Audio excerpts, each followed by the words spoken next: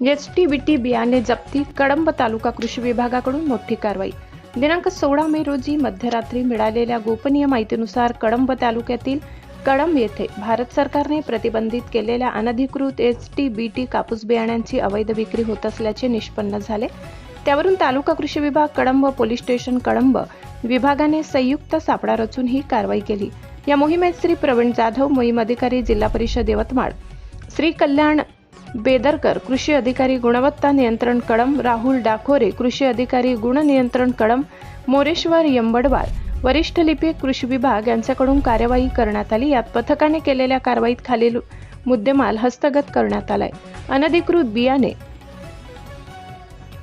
RCOT 5G नावाच्या प्रतिबंधित कापूस बियाण्यांची पॉकेटे 150 पॅकेट्स, किंमत 1,65,000, मोटरसायकल 1 व मोबाईल 1, गुन्ह्यात वापरलेले किंमत 60,000, एकूण जप्त मुद्देमाल 2,25,000।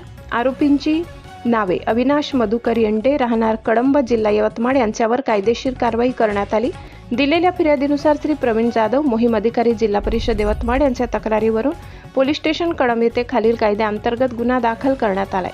बियाणे कायदा 1966, बियाणे नियम 1968, पर्यावरण संरक्षण अधिनियम 1986, कापूस बियाणे अधिनियम 2009, अत्यावश्यक वस्तू अधिनियम 1955 नुसार गुन्हा नोंद करण्यात आलाय।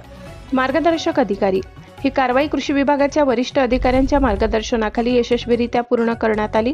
श्री सुनील बोरकर, संचालक निविष्ठा व गुण नियंत्रण महाराष्ट्र राज्य, श्री गणेश घोरपडे, विभागीय कृषी सहसंचालक अमरावती विभाग, श्री प्रवीण देशमुख, मुख्य गुणवत्ता नियंत्रण अधिकारी महाराष्ट्र राज्य, श्री मनोज कुमार ढगे, जिल्हा अधीक्षक कृषी अधिकारी यवतमाळ, लहुदास आडे, कृषी विभाग अधिकारी जिल्हा परिषद यवतमाळ, नितीन लोखंडे, तंत्र अधिकारी गुण नियंत्रण अमरावती, प्रवीण जाधव, मोहीम अधिकारी जिल्हा परिषद यवतमाळ, धीरज मोहेकर, जिल्हा गुणवत्ता निरीक्षक यवतमाळ, संजय पाटील, विभागीय गुणवत्ता नियंत्रण निरीक्षक अमरावती विभाग, अमरावती यांच्या मार्गदर्शनाखाली करण्यात आली।